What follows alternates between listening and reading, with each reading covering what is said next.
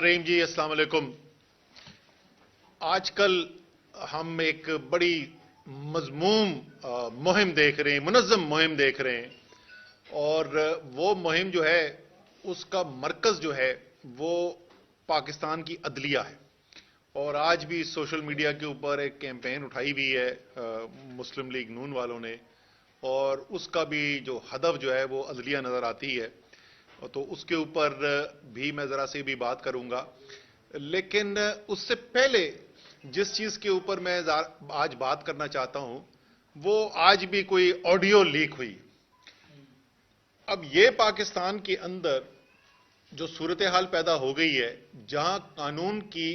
खुल्लम खुल्ला खिलाफ वर्जी की जा रही है, गैर कानूनी बातें जो हैं वो टेप की जा रही हैं, उसके बाद गैर कानूनी तरीके से टेप किया जा रहा है, लोगों को कानून तोड़कर लोगों की बातें टेप की जा रही हैं, फिर उसके बाद उसकी चेपियां बनाई जाती हैं, कट पेस्ट किया जाता है, उसके जरिए हमले किए जाते हैं। हमारी सुप्रीम कोर्ट के अंदर इसकी अपील भी रखी हुई है, और उस अपील के ऊपर हमारी तो दरखास्त होगी आला अदलिया के साथ कि ये जब मामला जिस तरीके से बढ़ता चला जा रहा है और ये सूरत हाल आ गई है कि साबका आर्मी चीफ कहते हैं कि वो खुद जो है वो वजीर आजम पाकिस्तान की टेलीफोन कॉल जो है उसको टेप करते थे, और उसके बाद हमने देखा कि इस हुकूमत के अंदर भी वजीर आजम की दफ्तर की कॉन्वर्सेशन जो है, बातचीत जो है, उसकी टेपें रिलीज हुई में, ऑडियो रिलीज हुए में। सो ये जो बिल्कुल एक जंगल का कानून की सूरत हाल बनी हुई है कि कोई पूछने वाला नहीं है, इस खतरनाक रविश को रोकना जो है वो बहुत जरूरी है।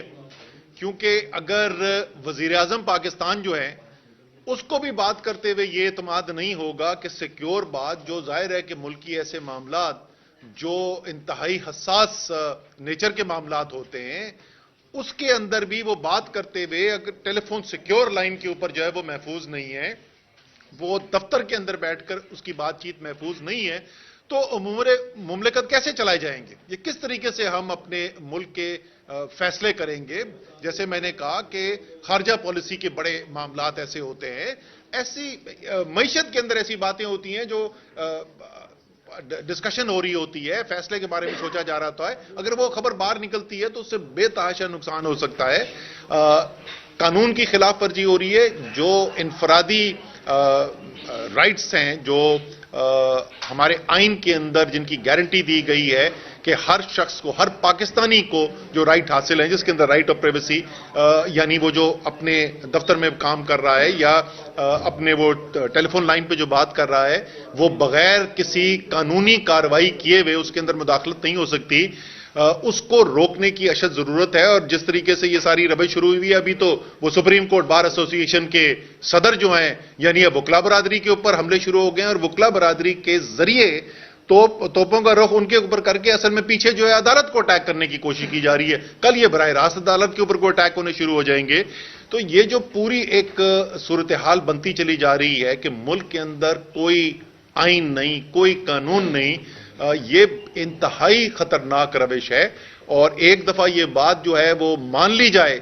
कि पाकिस्तान जो है वो आइन और कानून के तहत नहीं चलना, तो उसके क्या मुज़मरात हो सकते हैं, उससे क्या चीजें आगे निकल सकती हैं, वो मुझे बताने की जरूरत नहीं है। पाकिस्तान जो है गुजर चुका है, और पाकिस्तान उसका नुकसान भी भुगत चुका है कि जब आइन से इनहराफ किया जाता है तो मुल्क को कितना शदीद नुकसान होता है उससे। इसलिए ये इंतहाई जरूरी है कि इस रविश को फौरी तौर पर रोका जाए। और जैसे मैंने कहा कि हमारा तो अपना केस जो है वो सुप्रीम कोर्ट के अंदर इस वक्त मौजूद है। हमारी अपील है सुप्रीम कोर्ट से कि वो फौरी तौर के ऊपर उसके ऊपर हियरिंग शुरू करें, और जो जो ये गैर कानूनी काम करने में मुलव्वस है उन सब के खिलाफ कार्रवाई भी होनी चाहिए, और ताकि बाकी आइंदा के लिए लोगों को रोका जा सके। और ये जो दीदा दलेरी के साथ कानून को तोड़ा चला जा रहा है, ऐसी सूरत हाल है कि वो गैर कानूनी एक्टिविटी की, यानी एक गैर कानूनी तरीके से बात टेप करने की बड़ी खुशी खुशी फखर से मुल्क का वजीर दाखिला, जिसका काम है कानून तोड़ने वाले को रोकने का, वो खुद आके उसके ऐलान कर रहे हैं। तो एक तो ये चीज, दूसरी जैसे मैंने कहा कि एक पूरी एक मुनज़्ज़म तरीके से अदलिया के ऊपर अटैक, आप सोशल मीडिया पर आज का उठा के देख लें किस तरीके से मुनज़्ज़म तरीके से अटैक किया जा रहा है। مقصد صاف ہے، اور مقصد یہ ہے کہ کسی نہ کسی طریقے سے عدلیہ کو دباؤ میں لے کر آنا ہے۔ اس کے ایک دو بڑے بڑے جو مقاصد ہیں، اس کے اندر ایک تو ظاہر ہے کہ وہ الیکشن سے بھاگنا چاہتے ہیں۔ الیکشن سے بھاگنے کی ان کو راستہ کوئی قانونی طریقہ مل نہیں رہا، اور ان کو پتا ہے کہ جب تک ہم عدلیہ کے اوپر دباؤ ڈال کر کوئی اپنے غیر قانونی کام کو، اپنے غیر آئینی کام کو، اپنے آئین کے انحراف کو عدلیہ سے کور نہیں دلوائیں گے تو ہم آگے نہیں چل سکیں گے۔ یہ ایک بہت بڑی وجہ ہے جس کی وجہ سے پورا اٹیک چل رہا ہے۔ آپ کو جج صاحب جو ہیں وہ جب فیصلہ کرتے ہیں جس کے اندر ابہام ہی کوئی نہیں ہے، آئین میں لکھا ہوا ہے کہ 90 دن کے اندر اندر الیکشن کرانے، جس وکیل سے آپ بات کر لیں وہ آپ کو یہی بتائے گا، جس جج سے بات کر لیں وہی بتائے گا۔ جب وہ بالکل واضح چیز جو ہے، جج صاحب پورا ٹائم لگا کے 10 دن اس کو کیس کو چلاتے ہیں، بار بار موقع دیتے ہیں گورنر صاحب کے وکیل کو بھی، الیکشن کمیشن کو بھی، کہ وہ اپنا نقطہ نظر پیش کریں، اور اس کے بعد آئین کے مطابق وہ فیصلہ کر دیتے ہیں، تو ایک پورا اٹیک شروع ہو جاتا ہے ان کے اوپر۔ اور یہ اس وقت اٹیک کرتے ہوئے وہ بھول جاتے ہیں کہ یہ وہی جج صاحب ہیں جن جج صاحب کے فیصلے کی وجہ سے حمزہ وزیر اعلیٰ کا اوتھ انہوں نے حلف لیا، اور انہی نے احکامات جاری کیے تھے جو اس وقت پاکستان تحریک انصاف کے لگائے ہوئے گورنر تھے۔ انہوں نے کہا کہ اگر یہ نہیں کرے گا تو صدر پاکستان کو پابند کیا، اور صدر پاکستان نے ان کے احکامات پر عمل کرتے ہوئے حمزہ کو چیف منسٹر کا، وزیر اعلیٰ کا حلف دیا، اور وہ وزیر اعلیٰ کی کرسی پر بیٹھے۔ وہ اور بات کہ اس کے بعد جس وقت سپریم کورٹ کے نے حتمی طور پر فیصلہ کیا تو سپریم کورٹ نے بتایا کہ وہ پہلے دن سے اس کے ایلیجبل ہی نہیں تھے، ان کی وزارت اعلیٰ کی کرسی پہ بیٹھنے کی بنتی ہی نہیں تھی، قانونی پوزیشن ہی نہیں بنتی تھی، لیکن وہ بیٹھے اس کرسی کے اوپر۔ اسی طریقے سے جب جج صاحب جو ہیں وہ مریم کا پاسپورٹ ریسٹور کروائیں اپنے عدالتی آرڈر سے، اور مریم اس عدالتی فیصلے کی وجہ سے ملک سے باہر جائیں، تو وہ جج ٹھیک ہیں، وہ عدالتیں ٹھیک ہیں۔ جب وہی جج کوئی فیصلہ کریں جو آئین سے مطابقت رکھتا ہو اور ان کی پسند سے مطابقت نہ رکھتا ہو، تو اس کے بعد ایک پوری گالم گلوچ کی اور پوری تہمتیں لگانے کی، الزام لگانے کی پوری مہم کھول دی جائے اور عدلیہ کے اوپر اٹیک کرنے شروع کر دیے جائیں۔ یہ ایک انتہائی خطرناک چیز ہے، اور میری اپنی بڑی بسد احترام اپنی عدلیہ سے، اور لاہور ہائی کورٹ ہی تھا، پنڈی بینچ میں میرے خلاف توہین عدالت کا مقدمہ بنا۔ 26 نومبر کو میں نے تقریر کی اور میرے خلاف توہین عدالت کا مقدمہ بنایا گیا۔ آپ وہ میری تقریر اٹھا کر دیکھ لیں تو اس تقریر کے اندر میں نے استدعا کی تھی اور میں نے گلہ کیا تھا۔ میں نے یہ نہیں کہا کہ کوئی جج پیسہ کھا گیا ہے، میں نے یہ نہیں کہا یہ مسلم لیگ نون سے مل گیا ہے، میں نے کوئی ایسی بات نہیں کہ وہ کوئی قانون سے ماورا کوئی کام کرے۔ میں نے ایک پاکستانی کی حیثیت سے ایک گلے کا اظہار کیا۔ انسان اپنوں سے مانگتا ہے، میں نے اپنی عدلیہ سے مانگا کہ ارشد شریف کی ماں کو،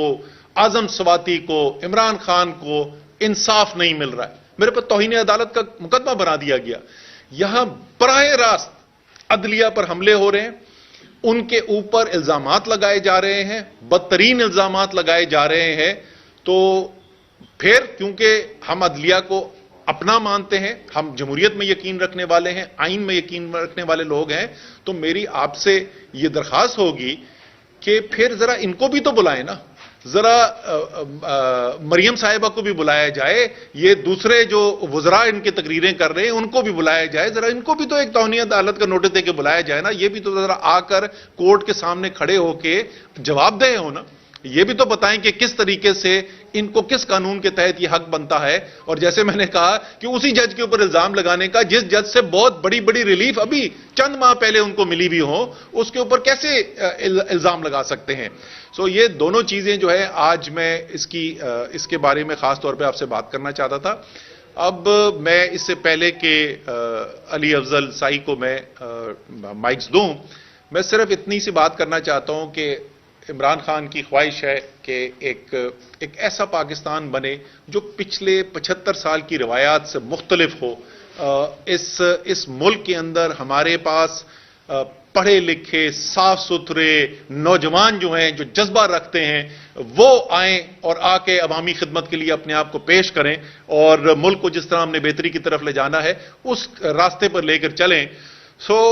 ان تمام معیار کے اوپر یہ نوجوان پورا اترتا ہے اور آج کل اس کے اوپر بھی ایک شدید توپیں کھلی ہوئی ہیں. تو میں چاہوں گا کہ یہ خود اپنے الفاظ میں ذرا بتائے تو اس کے اوپر کیا الزامات لگ رہے ہیں اور وہ الزامات کتنے مذاقہ خیز ہیں. ان کا مقصد صرف یہ ہے کہ دباؤ میں لایا جائے. یہ صرف اس کے ساتھ نہیں ہو رہا, یہ اس وقت آپ پورا پنجاب اٹھا کے دیکھ لیں, یہ جو مسلم لیگ نون کی نگراں حکومت آئی ہوئی ہے اس وقت